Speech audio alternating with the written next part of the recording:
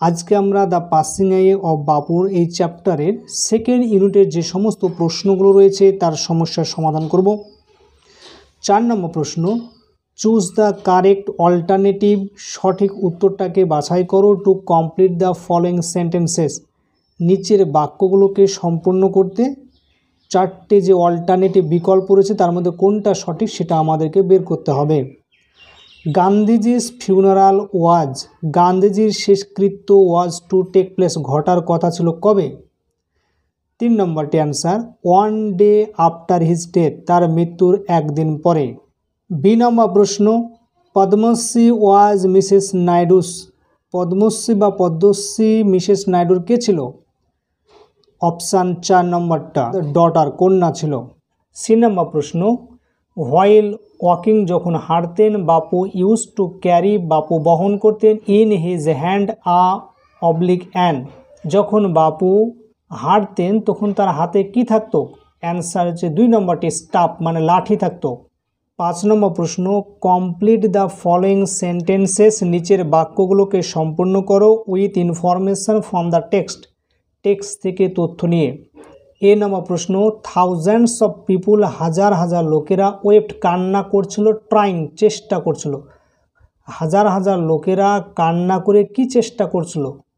এটার অ্যান্সার রয়েছে এইখানে রয়েছে, thousands of people wept trying to touch Bapu's feet, বাপুর পা দুখানিকে স্পর্শ করার চেষ্টা করছিল। বি নম্বর প্রশ্ন, the author was among people for home walking, লেখক ছিলেন সেই সমস্ত লোকেদের মধ্যে যার জন্য হাঁটাটা ছিল কি?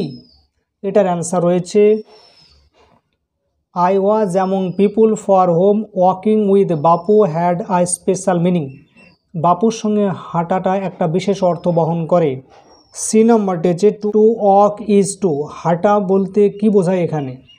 এটার অ্যান্সার রয়েছে এখানে, to walk is to make slow progress, হাঁটা বলতে এখানে তার গতিকে স্লো করা, অর্থাৎ তার গতিকে কমিয়ে দেওয়া।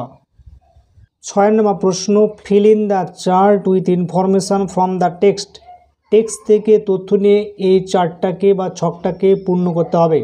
এ নম্বর প্রশ্ন, ইট ওয়াজ ইম্পসিবল টু মুভ, এটা সামনের দিকে যেতে বা অগ্রসর হতে খুবই কঠিন অবস্থা ছিল, রিজন কারণটা কি? এখানে লেখা রয়েছে ইট ওয়াজ ইম্পসিবল টু মুভ, এটা খুব কঠিন ছিল কারণ হচ্ছে ইন দ্য থিক ক্রাউড, সেখানে খুব ভিড় ছিল, হাজার হাজার থাউজেন্ডস অফ পিপল মানে হাজার হাজার লোকেরা সেখানে কান্না করছিল এবং সবাই চেষ্টা করছিল বাপুজির পা দুখানিকে টাচ করা, স্পর্শ করা, আর প্রচুর সেখানে ভিড় ছিল, এই কারণে সেই ভিড়ের মধ্যে যাওয়া ছিল খুবই কঠিন। থাউজেন্ডস থেকে এই পর্যন্ত লিখে দেবে অথবা সাজিয়ে লিখবে। নেক্সট প্রশ্ন, পদ্মশ্রী ডিক্লেয়ার্ড দ্যাট, পদ্মশ্রী ঘোষণা করলেন যে they would walk with Gandhiji, তারা গান্ধীজির সঙ্গে হাঁটবেন ইন দ্য ফিউনারাল প্রসেশন, পদযাত্রায় বা শোভাযাত্রায়। রিজন কারণটা কি, কী কারণে হাঁটবেন?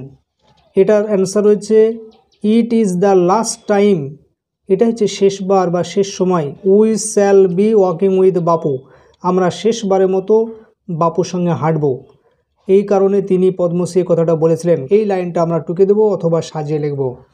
নেক্সট প্রশ্ন, C number, to walk was often the only way, হাঁটাটাই ছিল একমাত্র উপায়, open to the average Indian, ভারতবাসীর কাছে সেই সময় হাঁটাটাই ছিল একমাত্র উপায়। রিজন কারণটা কি, কী কারণ তিনি এই কথা বলেছেন? কারণ হলো, ইট রিকোয়ার্ড নো ভেহিকেল, হাঁটতে কোনো যানবাহন লাগে না, এক্সেপ্ট হিজ ওন বডি, শুধুমাত্র তার দেহ লাগে বা শরীরটা থাকলেই হবে, অ্যান্ড কস্ট হিম নাথিং, পয়সাও লাগে না, বাট হিজ এনার্জি, শুধু শক্তি থাকা চাই। তাছাড়া হেঁটে গেলে প্রত্যেকে clarity and closely look at all, ঘনিষ্ঠভাবে কাছাকাছি এবং স্বচ্ছতার সঙ্গে তাদেরকে দেখা যায় প্রত্যেকটা জিনিসটাকে, এই কারণে গান্ধীজির সময় মানুষেরা গান্ধীজির সঙ্গে পায়ে হেঁটে যেতেন।